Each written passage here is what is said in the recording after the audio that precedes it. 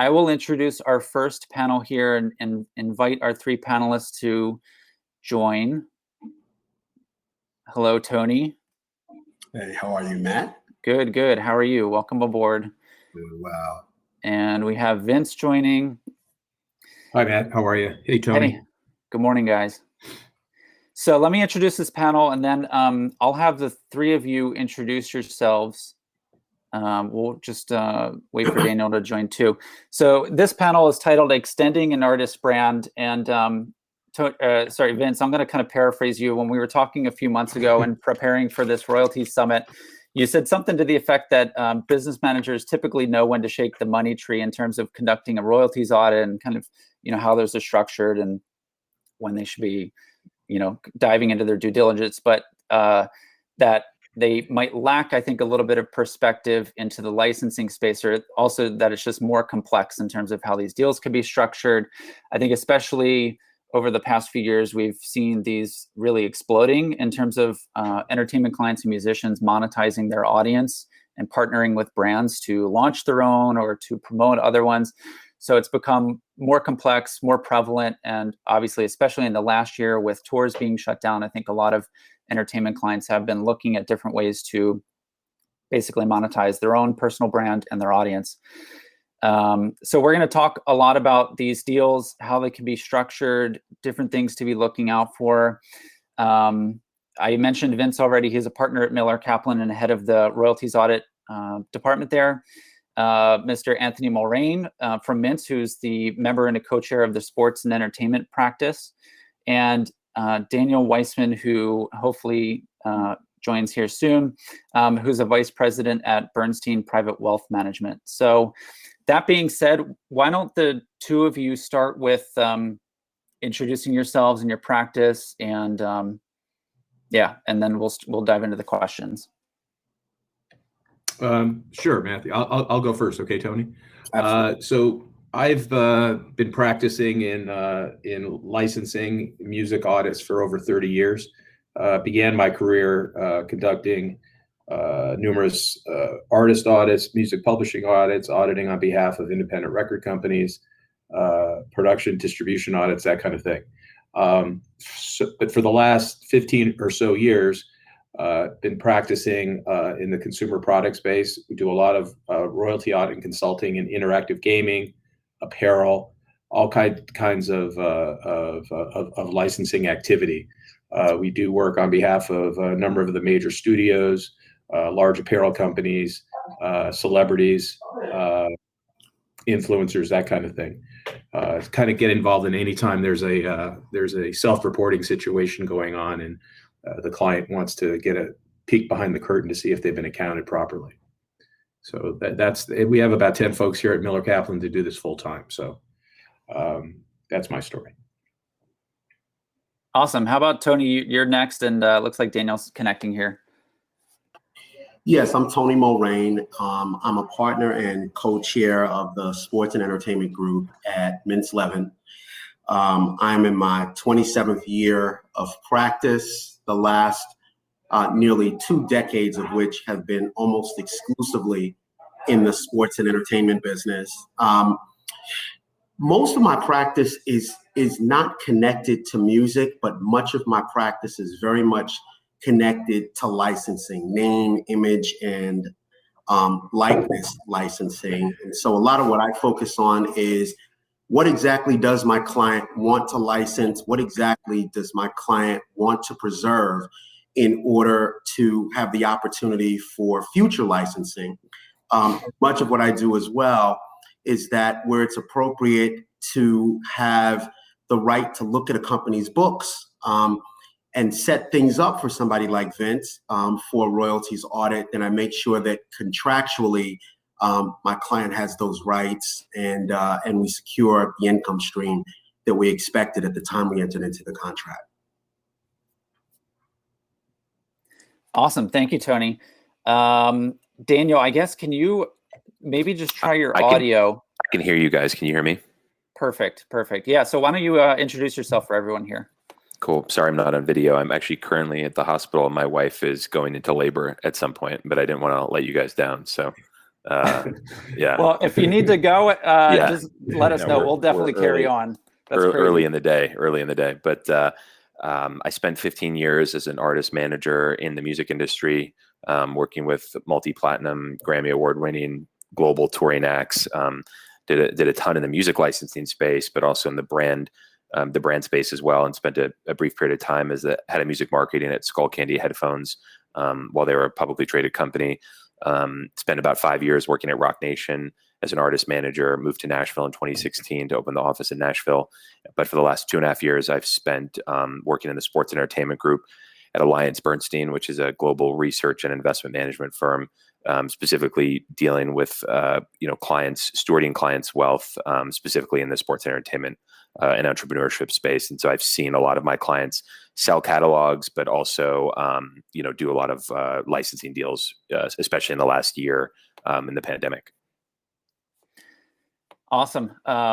Cool. So why don't we just start? I alluded to this at the beginning, but let's just start with kind of like a state of the industry, where you guys are seeing deals going right now, interesting deals that you've seen in the last year, and just kind of like what's going on. How has COVID affected it? Just kind of curious if you guys can kind of lay the groundwork a little bit for where we are right now.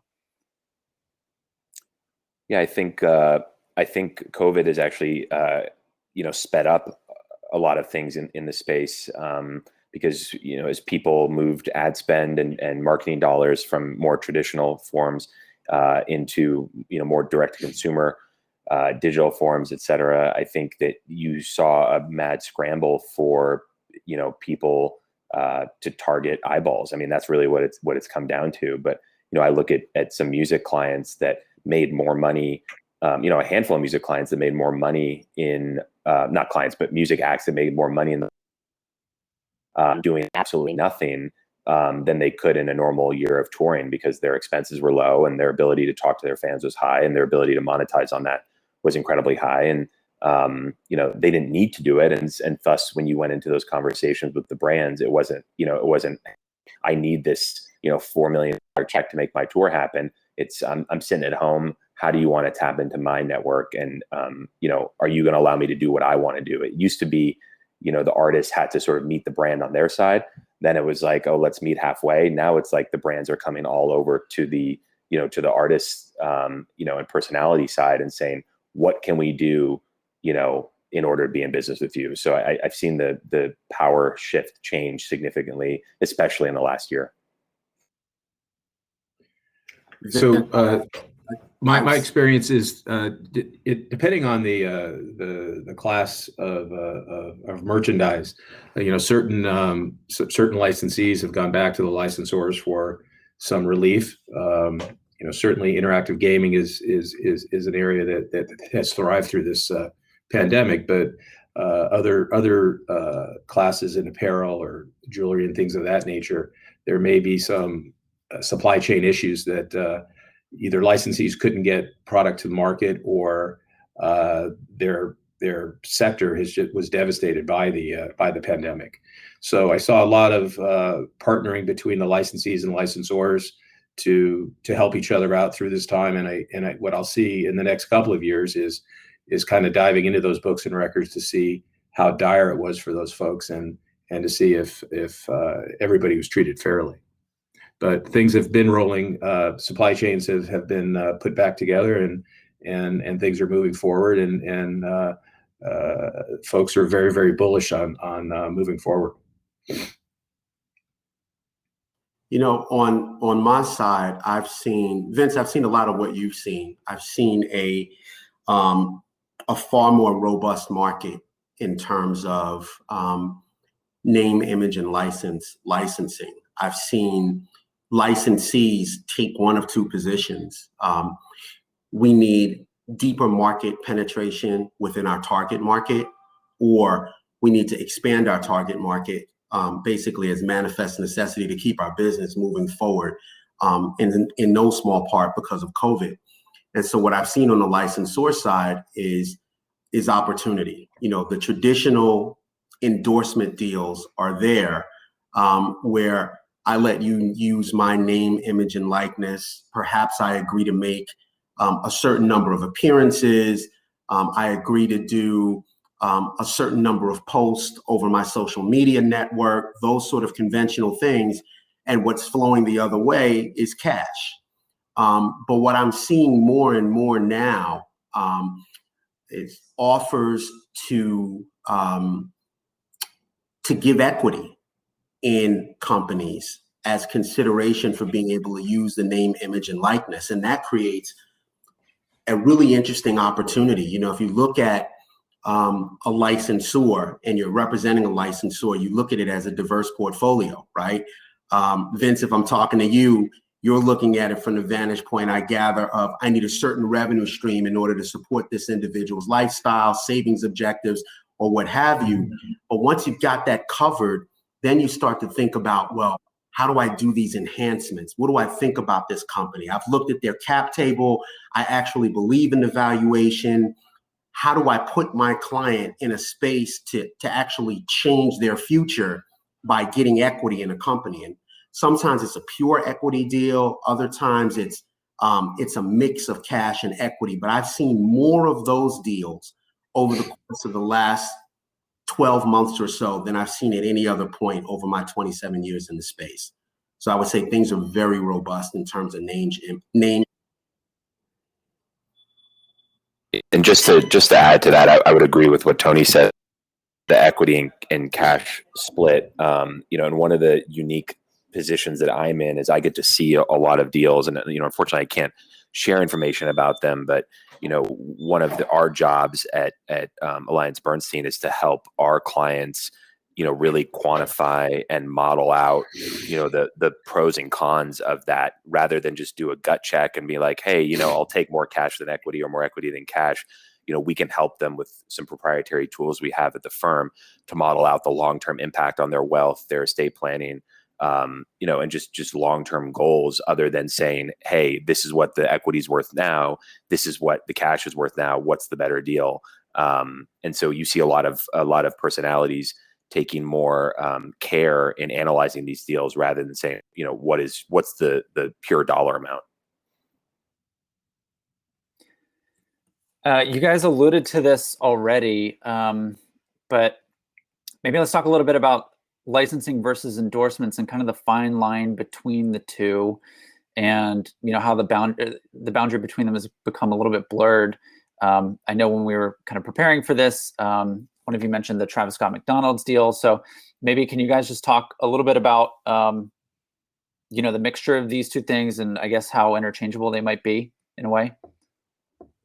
I think that the words have become somewhat interchangeable, the way that like marketing and publicity have kind of become interchangeable in this, you know, in this modern world. I think historically, when you think of licensing, you think of either no upfront money or low upfront money for a back end participation, and for endorsement, you think, okay, this is just a pure cash play. And I think now you're really seeing a hybrid of the two. But at the end of the day, as Tony pointed out on our prep call for this, you know, any sort of licensing deal is an endorsement, and any sort of endorsement, you're licensing the name and likeness of the artist. So they're kind of interchangeable to begin with. Yeah, the majority of my experience is on the licensing side, where there'll be a minimum guarantee that is most certainly going to be recouped. But the celebrity or personality will have a commitment to support the exploitation of the licensed products through appearances and things of that nature. And they may or may not get paid for that. It may just be built into the royalty deal they have. But certainly they are guaranteed cash flow against the performance of the product. I agree with Dan and Vince. I mean, I don't, it's more form over substance at this point, right? If we're going to draw a distinction between the two. An endorsement deal is, I will lend my name, image, and likeness to your product and say I like it as consideration for money or equity or in-kind exchange, some consideration. It's the same whether we call it a license. It's the same whether we call it an endorsement agreement. I mean, at this point, Sometimes they come over and the top line says endorsement agreement, and other times it comes over and it says license agreement. It just doesn't matter. At the end of the day, it's the substance. What are we really doing here? I'm letting you attach my name, my face. Well, not my face. No one wants my face, but my client's name, my client's face to a particular product in order to help sell that product. I mean, that's a licensing deal. That's an endorsement deal. Awesome. And Daniel, you mentioned this too already, but kind of just I'd say clients getting more savvy in terms of these equitized deals and, you know, just kind of leveraging themselves a bit more. What do you see driving that? And I guess specifically around the folks that are, say, setting it up the best, what you guys see as the best and, you know, driving the most for themselves. So how do you see them setting it up? What do you think is kind of driving that change in how these deals are structured? And, you know, maybe who should they look to have on their team as they kind of, you know, just build out their team and set themselves up for success when they're putting together these deals? Yeah, I think it's really about, well, first of all, I think it speaks to a bigger trend in that there's really like no middle class left in, I'm just going to talk about artists for right now. You know, it's like you've got the super popular, super famous artists, and you got basically everyone else. And so what that's done is it's really shifted the power significantly to those few artists that can command eyeballs and move the needle. And so, you know, they realize that, you know, a small upfront fee, it pales in comparison to their potential ability to commercialize the back end of the deal. And I keep coming back to the Travis side of things, the way he was able to commercialize the McDonald's deal or the Fortnite deal or the PlayStation deal. You know, in the past, the leverage needed to do something like that simply existed for, you know, let's call it a Jay-Z, you know, maybe a Taylor Swift, and, you know, a handful of other people. And now you have this new generation of artists who are just like, hey, it's not worth my time, effort, or energy to just get paid for this. You know, I need to have some ability to, you know, put, you know, where the rubber meets the road and like my machine to move something like this, because I can tell you without a doubt, if the merch component of those endorsement deals were left in the hands of the brands, there's no the type of impact and as much money as they did. It was because that you know, the artist was given the free reign to do that they were able to make it as impactful as possible. And, you know, otherwise it ends up being death by 1,000 emails and approvals. And you end up with some sort of really neutered, saccharine version of the artist's vision. By empowering the artist to make the decision themselves, especially when they have a vision and a brand that's as clear as Travis's, you know, it's a win for everyone. You know, even if it's not a financial win for the brand.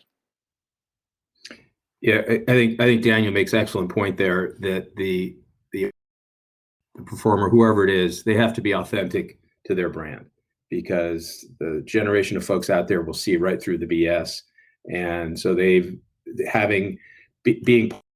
the entire process and having their vision heard is extremely important, because if they're not authentic to their celebrity brand, it could just be a disaster.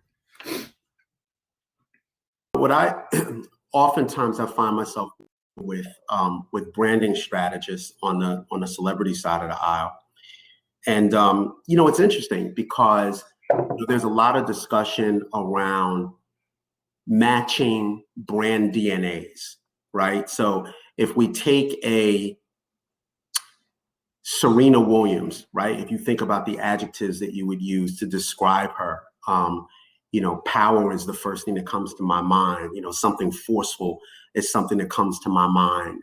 Strength, endurance, those kinds of things. Those are the adjectives that describe her. The things that she should be endorsing would have those, or should have those very same adjectives.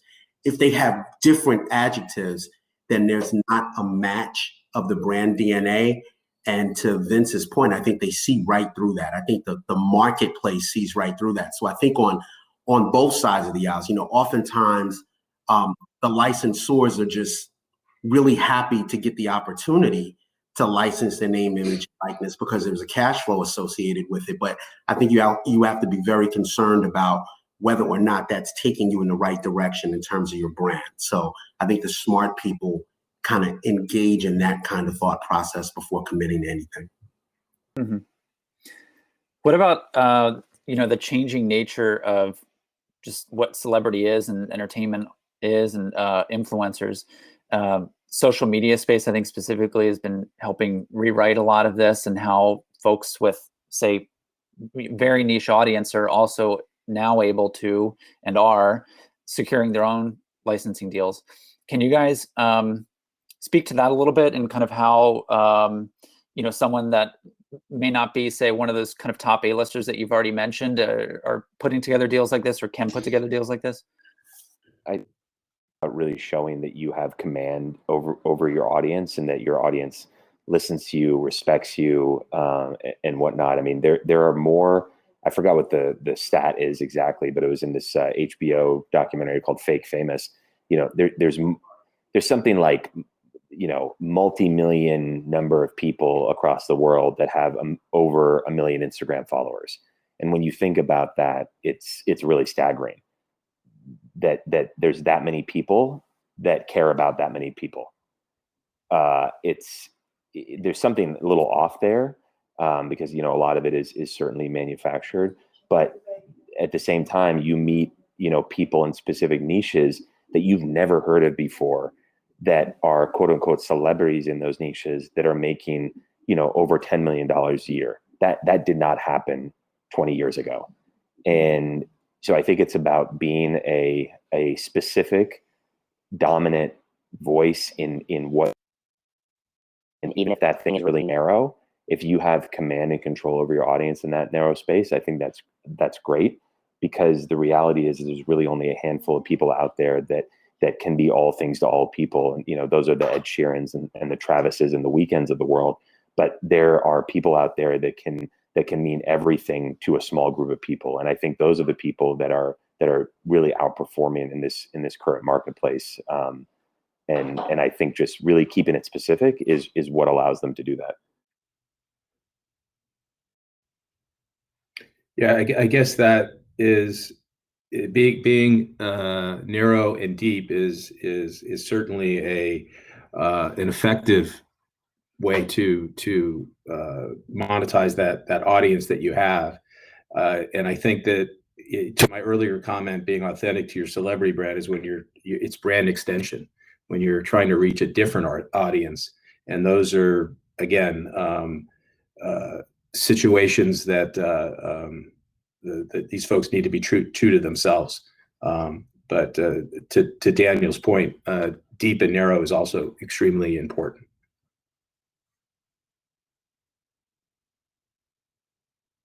It kind of goes to, I think, one of the things that I said at the inception, on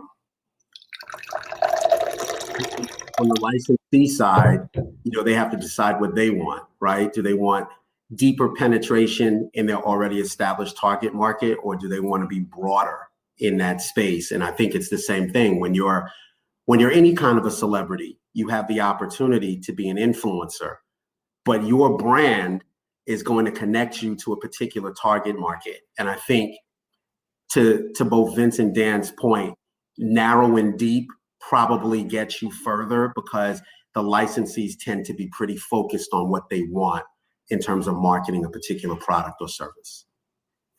Gotcha. Vince, you mentioned this up front about how so many of these deals are being put together now, and I think it might make your life a little bit busier in the future as it comes to audits and making sure that these things are set up, the right way and successfully from the get-go. Most of the audience here today are going to be business managers, right, with all sorts of entertainment and music clients. What can you guys point to, in terms of what the business managers should be looking at, paying attention to, specifically when these deals are being structured, and basically making sure that their client isn't giving away too much, that it's being well defined, that they're receiving what they should receive. What pointers do you guys have for those folks? So my experience is, most business managers and attorneys in this space that I've dealt with are extremely well versed in different types of recording agreements and music licensing agreements, or if they're representing stage talent, distribution, profit participation agreements, that kind of thing. And I think that when they have a client that's expanding their brand into different merchandise classes, they really need to gain an understanding of those specific industries, because the deals can be structured differently. With if it's a direct to retail deal, that's one set of circumstances. But if it's a manufacturing and distribution deal, where they're getting accounted on some royalty base, that needs to be very carefully negotiated to determine what that royalty base ends up being, whether it be gross sales or net sales, and what is deductible between the gross sales and net sales. So if they don't have that particular experience in the apparel industry or interactive gaming or jewelry or home products, whatever it is, they may need to consult with some folks to make sure that the terms that they are negotiating are appropriate, because it's not just about getting the highest royalty percentage for your client. It's a combination of that royalty percentage against the base in which it's being calculated, and whether you're willing to give up some guaranteed cash for a higher back end. So there's a lot of things to be considered.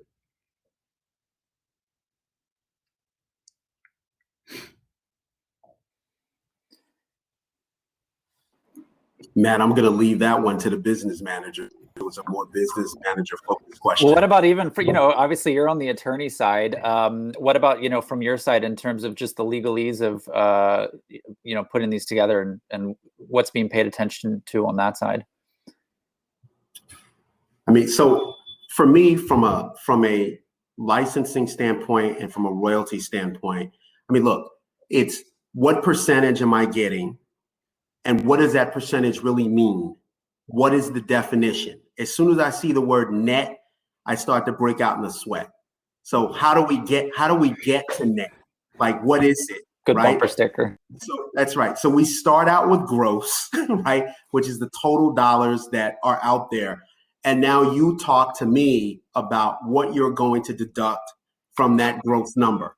And, for my clients that have a Vince or Daniel on their team, we're going to have a conversation about our experiences with these deductions. And I'm going to expect that Vince is going to tell me about some bad experiences with deductions, and Dan's going to tell me about some bad experiences with deductions. And then what we're going to do is we're going to come back and we're going to say, but no more than this. So you put a cap on each area of the deduction so that you kind of control for what's going to happen. So you do that. The demon is in the definition. Then once you segue from the definition, now it's, I want audit rights. And I don't just want audit rights where I can come in and look.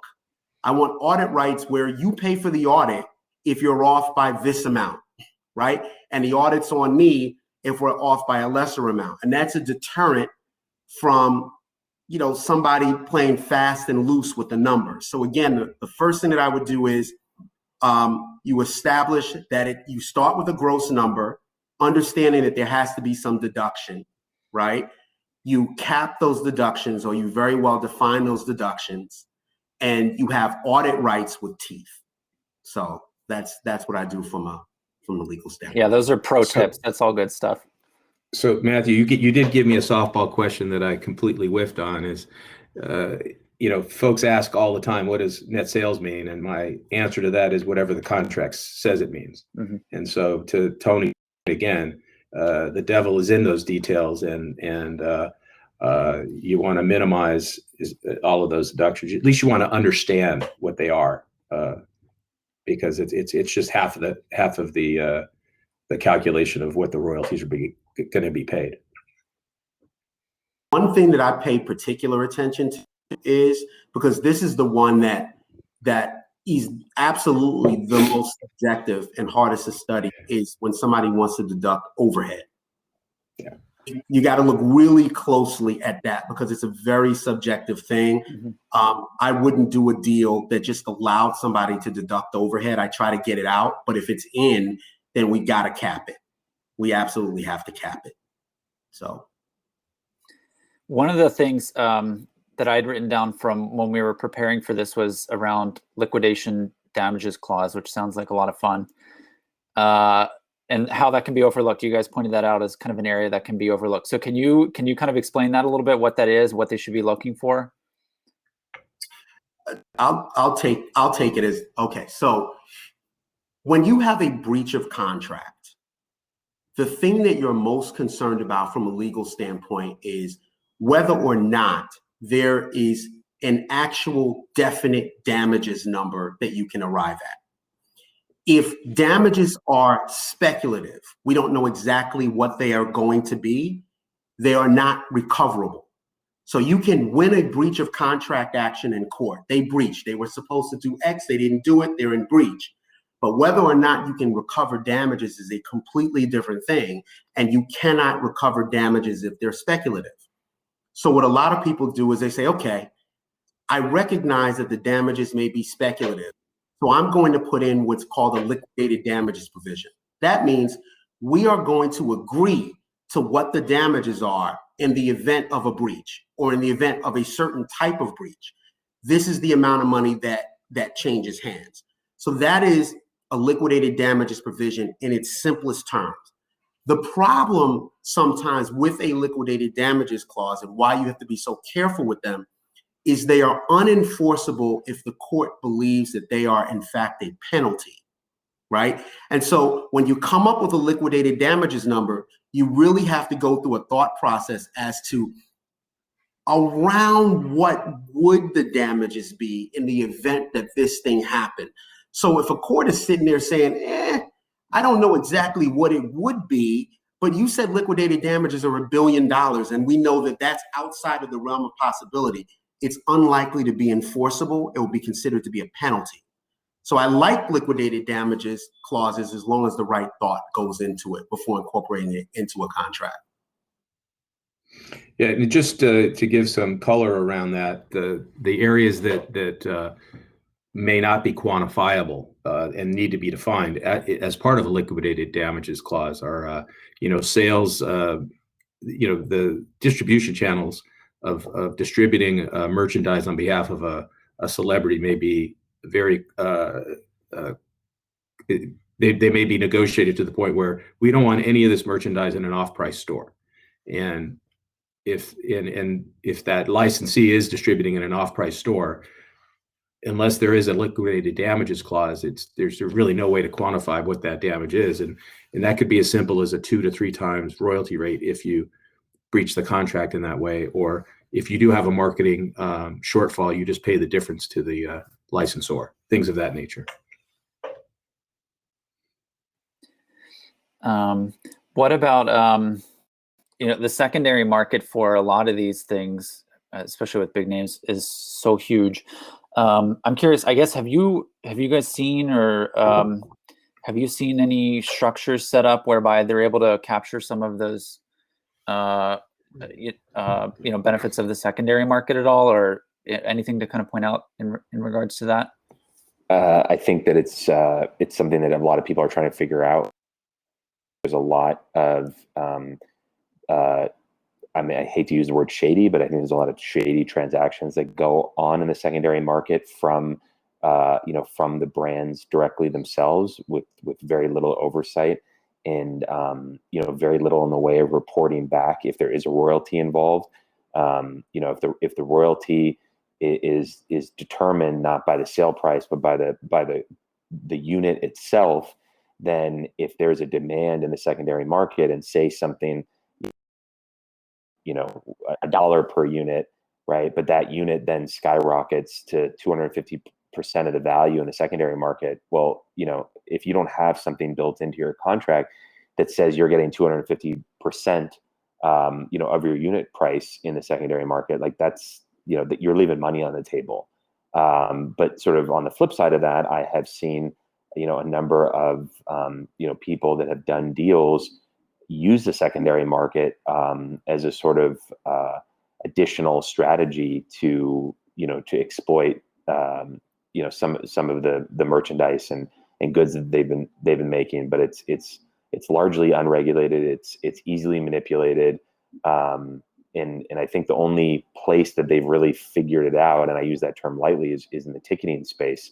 But certainly you're never going to have Nike directly unloading goods into the secondary market, because they have so many other retailers around the world that do, business for them in the primary market. But I think whoever figures out the secondary market, whether that's a blockchain solution or, something along those lines that allows the originator to participate in it, I think is going to make a lot of money. But I think when you're doing these contracts, making sure that there is, in the event of like a sports card company, like a Panini, for example, they do Dutch auctions for, for a lot of their boxes and whatnot, and making sure that the players associations are savvy enough to negotiate this stuff. But if you're doing a deal with somebody like that, making sure that you're negotiating, that you're not just getting a unit price, but an actual a realized price, if they're doing some sort of auction sale or something along those.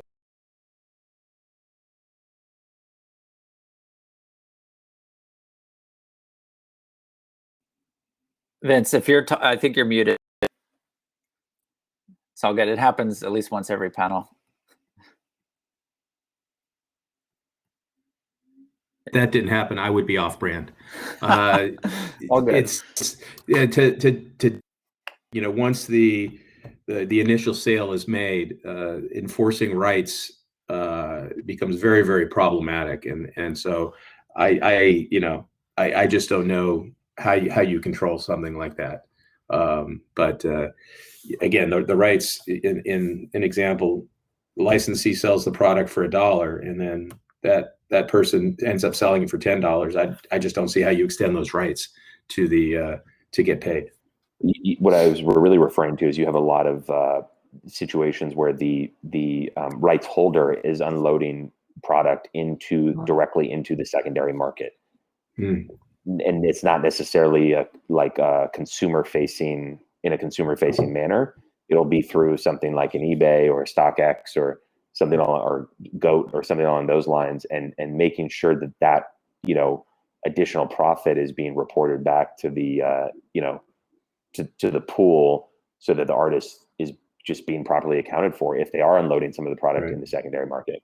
That's really what I was referring to. Yeah, well, something like that should be covered in the license agreement. You certainly can put some parameters around that. So what about, let's talk a little bit maybe about different client types and how whatever their background is might affect the resources at hand. So the one thing that you guys have pointed out before is that the Screen Actors Guild recently came out with an influencers contract, and that musicians still lack a lot of the kind of appropriate attention and resources that seemingly now influencers even have. So can you guys maybe just dive a little bit into different types, what kind of resources they have at hand, or just any kind of, I guess, detractors or things that they need to overcome?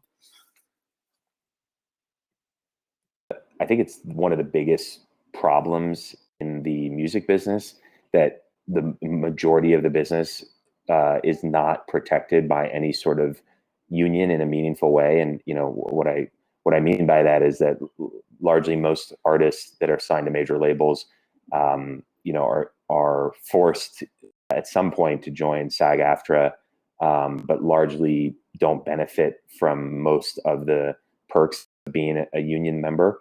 There is no standard recording agreement. There is no standard any sort of participation agreement. There's no standard publishing agreement. There's no standards in the music business, and that's what makes it one of the most interesting businesses in the world, but also what makes it one of the worst businesses in the world. And with other entertainment industries, sports, film and television, you have these institutions that are signatories to unions, and you have these guilds and these leagues, and they're all signatories to one another, and they have collective bargaining agreements with one another, and that just does not exist in the music business. So making sure that your attorney is savvy enough to know not only what is standard, but what can you do better than standard, because industry standard is what got us into this problem to begin with. And it was artists being told by their trusted advisors that, well, this is standard. An 18-point royalty is standard. A 360 deal is standard. I mean, there's a number of contemporary artists that are, very successful that sign deals, call it the late aughts, early tens, that are still in record deals that have 360 rights. And that is not standard anymore. So, making sure that you have people asking the right questions around you and not just accepting what is standard, I think is super important. Yeah, I mean, the way music is consumed today, that type of distribution was not anticipated. Let's just pick a date in the 1980s or 1990s, and so it became kind of the Wild West on how the record companies decided to treat downloads or to treat streaming revenue, and it's kind of all over the map. But when you look at what industry standard would be, is a streaming license, is an agreement with a digital service provider licensed? And if so, it probably should be accounted at 50% of receipts or something like that. So having an understanding of what is standard today versus what was negotiated back in the day when these things were not necessarily anticipated. And to Dan's point, it's kind of going the other way. Those 360 deals were standard for a minute, but not anymore. So how should those folks really be getting paid? Are there any other, policy changes or organizations that have popped up recently that you guys can point to as resources, or just things that are, changing the nature of these agreements now? Anything on the horizon? I've heard anecdotally that somebody is looking to start basically a writers guild in the music business, which I think would be amazing. But again, that's just sort of anecdotal. But beyond that, I don't really know much of anything else.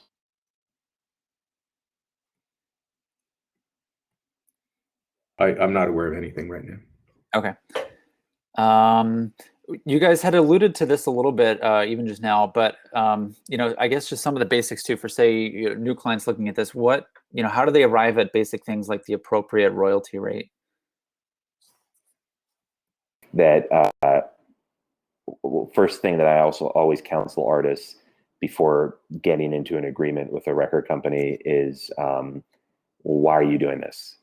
And if the answer is money, then I would say, well, what do you need that money for? And if it's a good reason, then I would say, okay, well, just, make sure that you are crossing your T's and dotting your I's. But if it's for things like, oh, I need money for marketing, I'll usually press the artist and ask them, well, what do you mean by that? And when you start digging deeper, you realize they don't actually know what they need the money for. They just think that this is, the next step in their, in their process.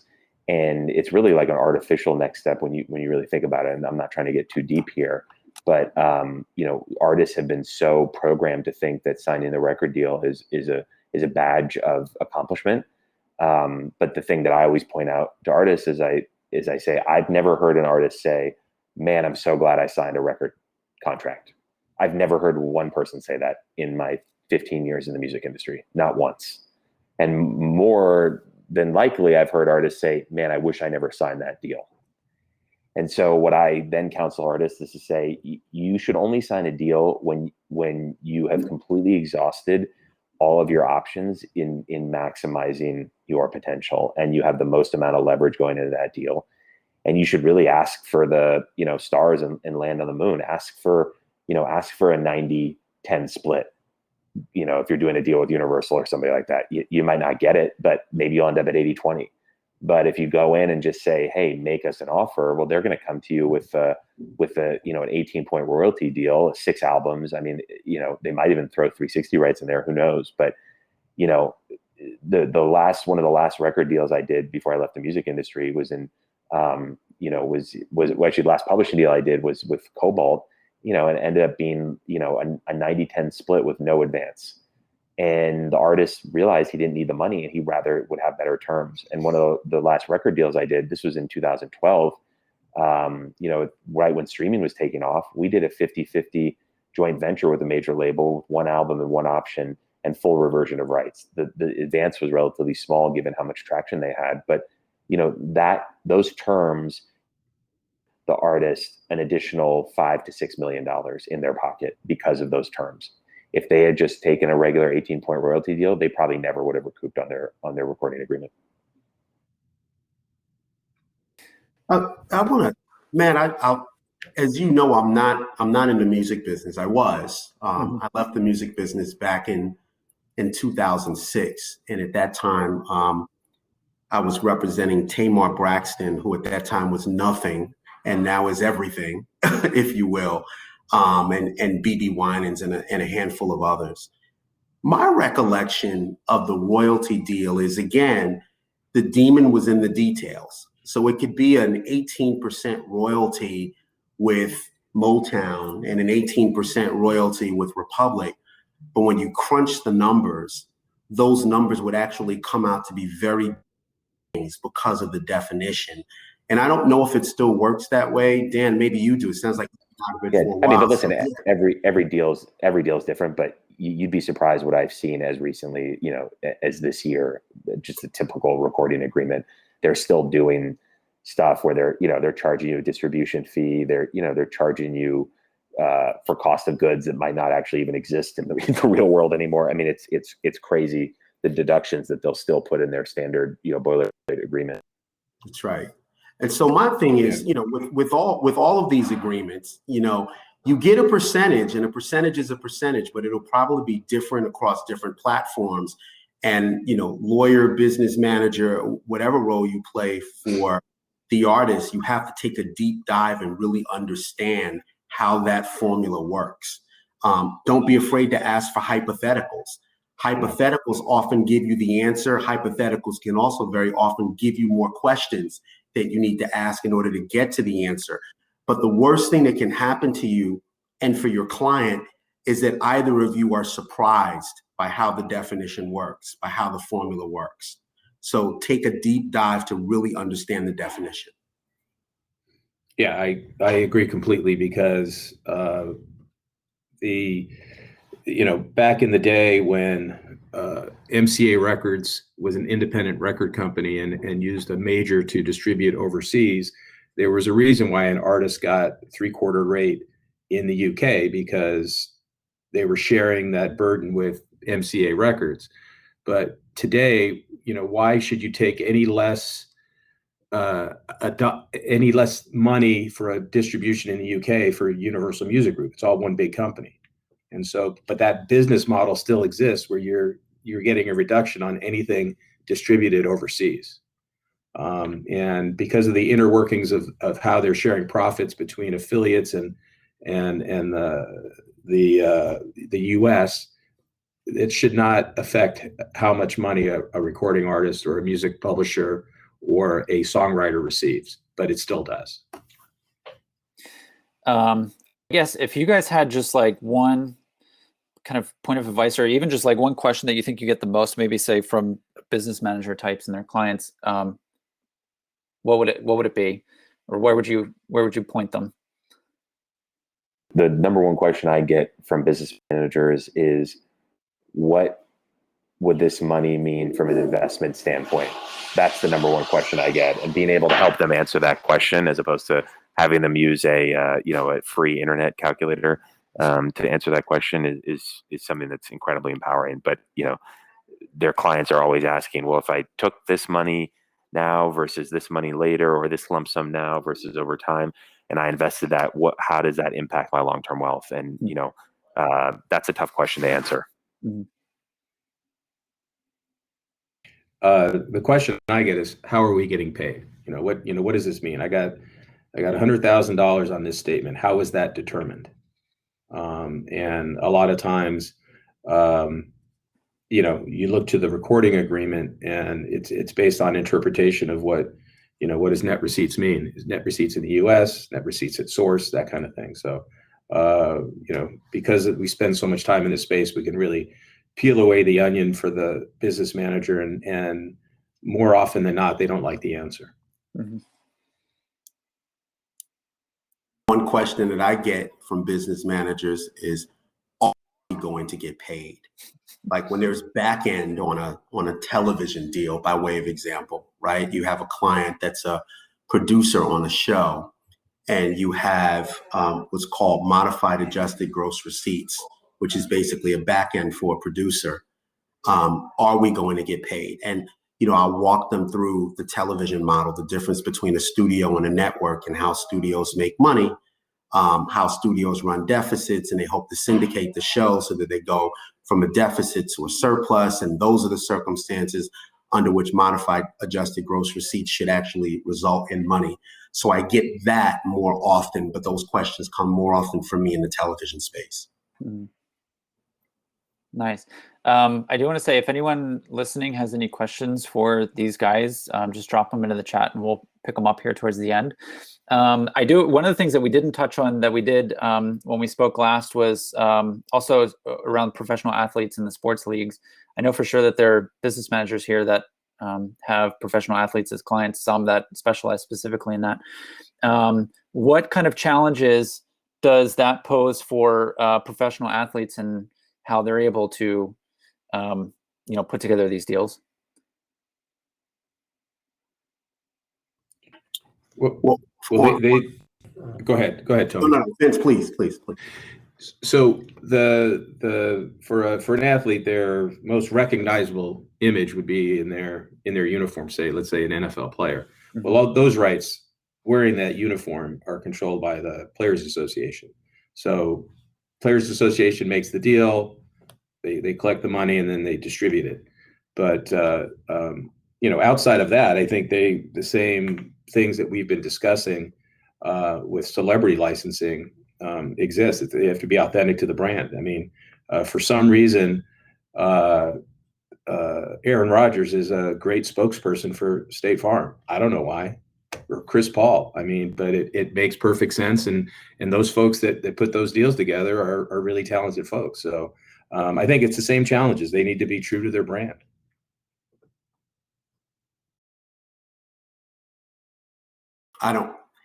Vince said what I was going to say, so pass. Gotcha. All right. We're covered. What about even kind of on the fun side? Do you guys have any just like total nightmare situations that you've dealt with recently or in the past with one of these deals, and maybe something that was overlooked and just ended up blowing up, and what caused that? Obviously, we don't have to like name names or anything, but something you were a part of, or maybe that you just saw that happened in the space. Yeah.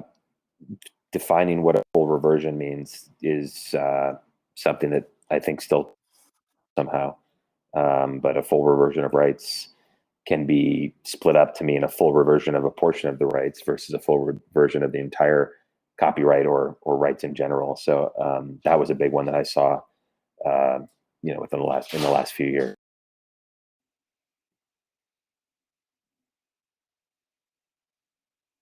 I think anytime there's a question about, if somebody is owed additional monies, you cannot stop at the initial pushback. You say that this recording artist is entitled to another $300,000 based on X, Y, and Z, and the answer coming back is no, always. So you just can't. You got to kind of go with it. You got to put on the boxing gloves, and you just got to take some body punches until you can come to some sort of an understanding with the licensee or the record company, the studio, whoever it is, and you have to be in it for the long haul. But there's generally something in the middle that everybody can be comfortable with and move on.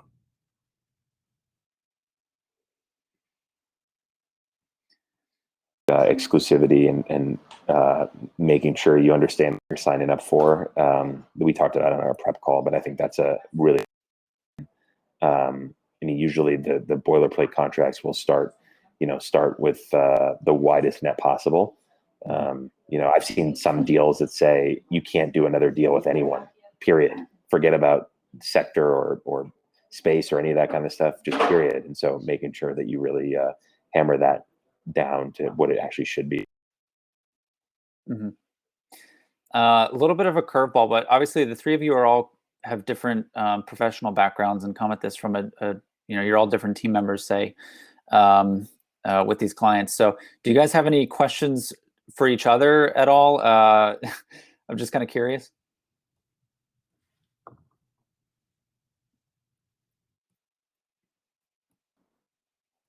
Just together. Yeah. Are you not already? I wish Dan was back in the music business, man. He's a pool of talent there. No, Okay. my wife doesn't either. Okay. I'm not coming back. Can't Well, pull you back. I know after this, when I do make it back to New York, I'm certainly going to look Tony up, and I think Dan, you said you're in Nashville, so Yeah.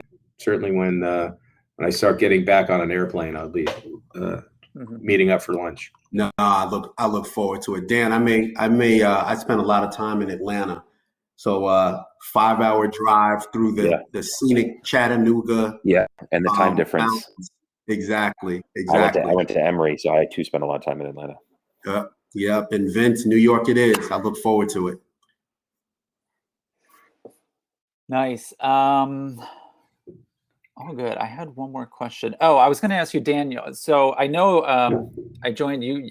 Daniel put together a really interesting webinar a couple weeks ago around NFTs and crypto in general. I know for sure in talking with business managers, I think they're still scratching their heads around crypto, and then obviously NFTs have completely blown up. So this is kind of like pie in the sky stuff, but you know, we've already seen with NFTs and the blockchain being employed so that artists and the creators are receiving those when they're sold in the, you know, down the line, that they're still receiving a cut. Obviously, it's super early. It's obviously a hype bubble. I think it's safe to say that it'll kind of die out, but I expect that it'll come back, at least as a model. I guess, Dana, do you have anything to kind of point to there? And you just like, you know, where do you think this could be in 10 years, just in terms of structuring these deals, tracking them, you know, reporting on royalties, you know, securing those funds back to the artists and their teams, and how that could be split up? Yeah, so I'm pretty bearish on it as it relates to the music business. As history has shown us, the music business is pretty slow to adopt, you know, technology. I also think that unfortunately, this goes to the union thing I talked about earlier, but unfortunately most artists don't have agency over their entire business, so they don't really have the ability to demand you know, something being on the blockchain.